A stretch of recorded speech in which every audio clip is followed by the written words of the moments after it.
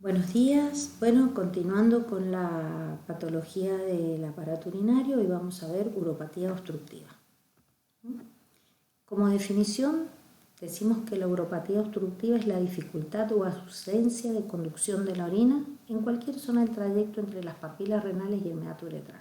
O sea, en cualquier parte del trayecto urinario que haya una dificultad o ausencia de la conducción de la orina, eso se llama uropatía obstructiva.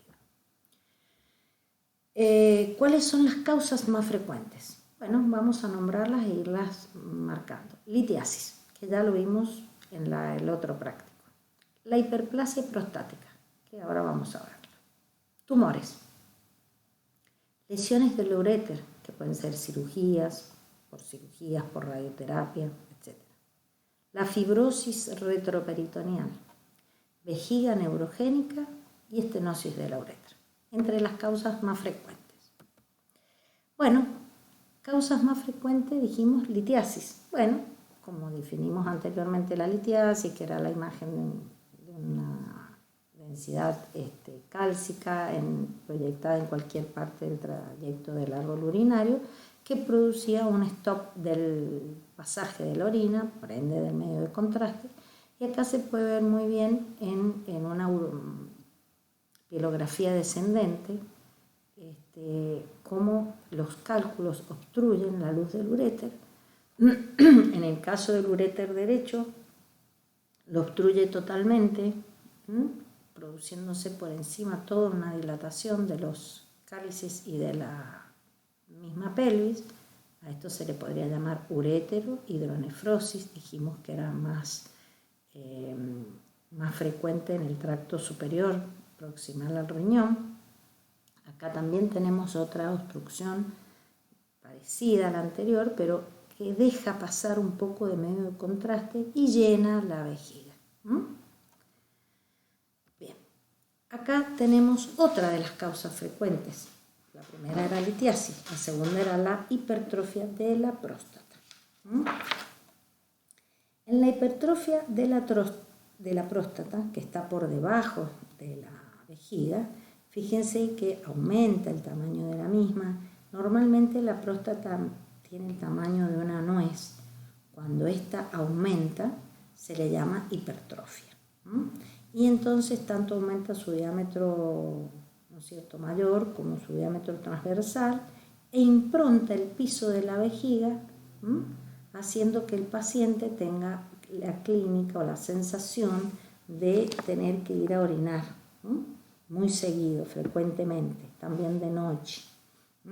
Y no se alcanza a vaciar toda la vejiga, queda un residuo postmiccional que se va haciendo cada vez mayor, por ende, a veces esta patología lleva a que el tratamiento sea la cirugía de la próstata. Bueno, sigamos. Acá tenemos otra causa de uropatía obstructiva, los tumores. Fíjense que este tumor, es un corte axial bien bajo, donde ya tenemos la vejiga con medio de contraste y el resto con orina, y en la parte derecha, en el borde derecho de la vejiga, encontramos esta imagen, ¿no es cierto?, de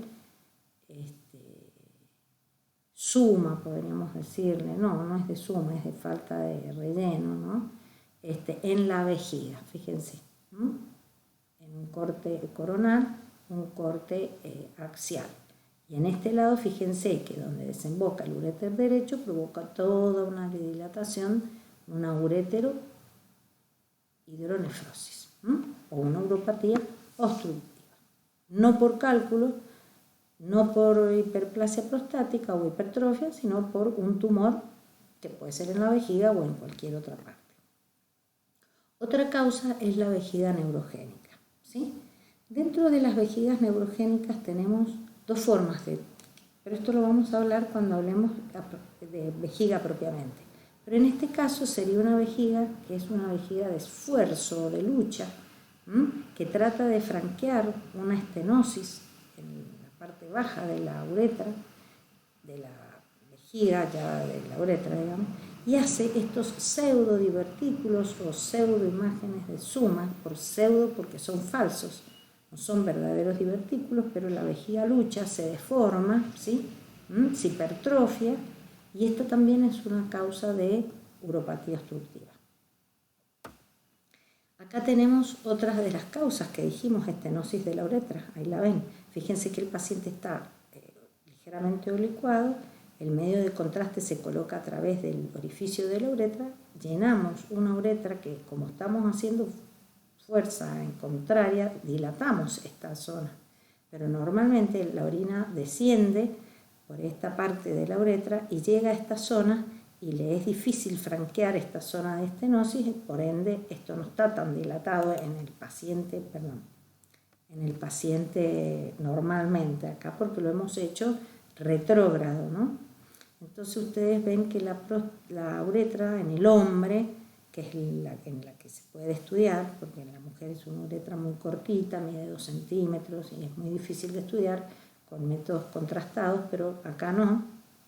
Este estudio se llama cistografía, ¿sí? Entonces colocamos medio de contraste a través del orificio del meato uretral y colocamos con una jeringa especial o con una sonda.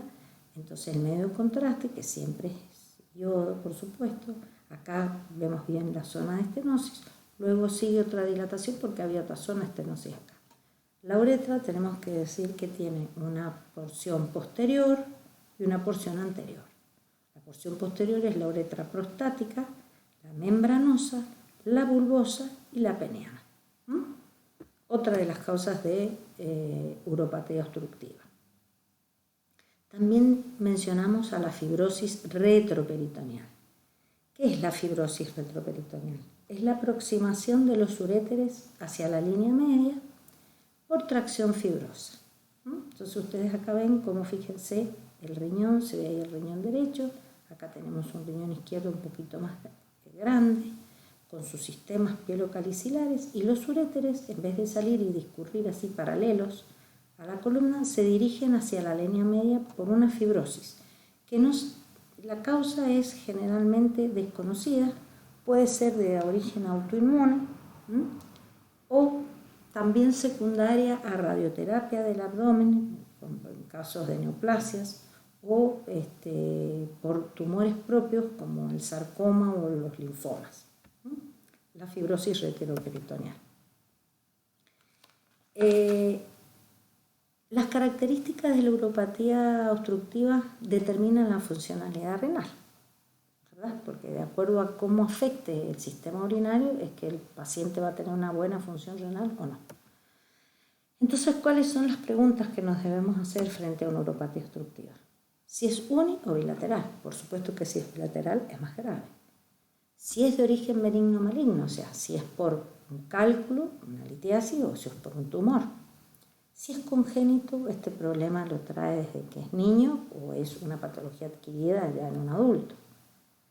Si es mecánica o funcional, parcial o completa, porque puede ser que sea una uropatía obstructiva parcial y se soluciona, si es por un cálculo, se hace una cirugía con láser, se disuelve el cálculo y se restablece la función renal.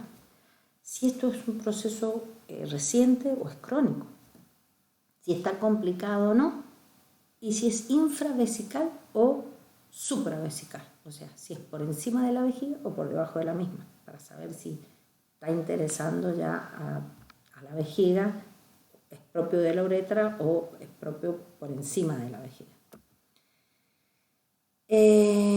Bueno, dice que la obstrucción del tracto urinario superior provoca una hidronefrosis, que ya dijimos, que se inicia a nivel de los cálices, pelvis y uréter.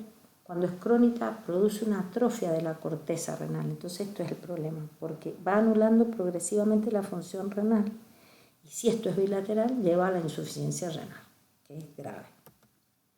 Entonces, como tiene muchas formas de presentación clínica, porque tiene varias causas que producen esta uropatía obstructiva, que ya las mencionamos, la litiasis, la hipertrofia prostática, la fibrosis retroperitoneal, las lesiones de uréter, la uretra, bueno, las de vejiga, todo, vamos a ver cómo es que se puede presentar como un cuadro agudo o puede manifestarse de otras formas.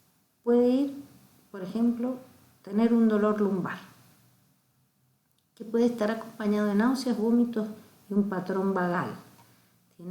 Esto más bien indica algo agudo, ¿no?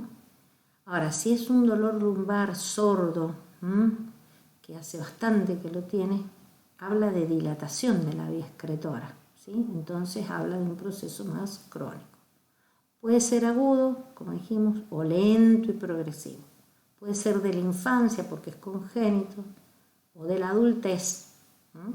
Y si es congénito, puede ser, ¿no es cierto?, por una litiasis, por una patología prostática, puede ser congénito o puede ser por litiasis, por patología prostática, por patología tumoral o por patología inflamatoria. ¿Qué es lo que produce también esta uropatía? Un dolor en el hipogastrio. Cuando decimos que es más bien infravesical.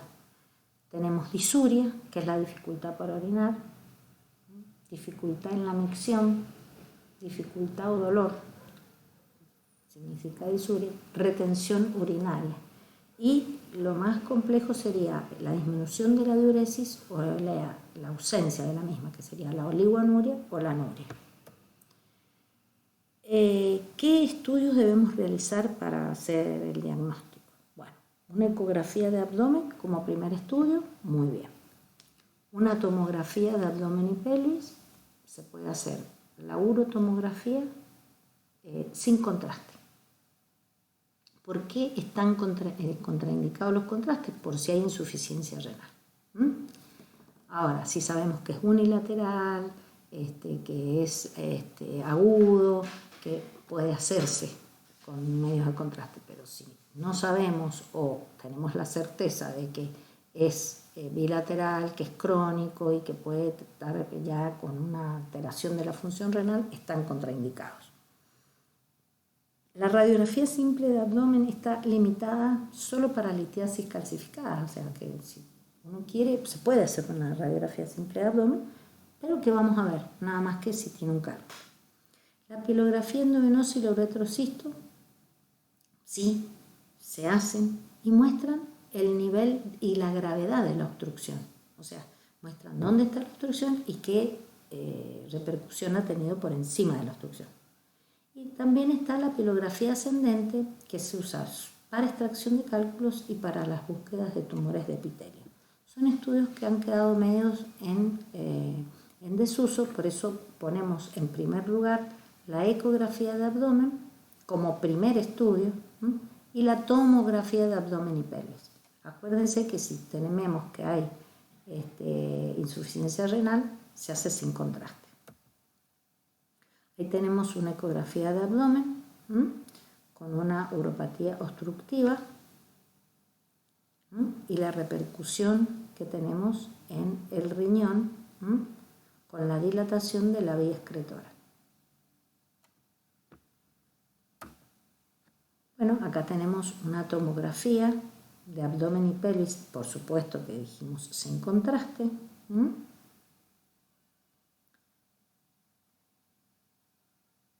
Ahí marcan, a ver, déjenme que vea la próxima.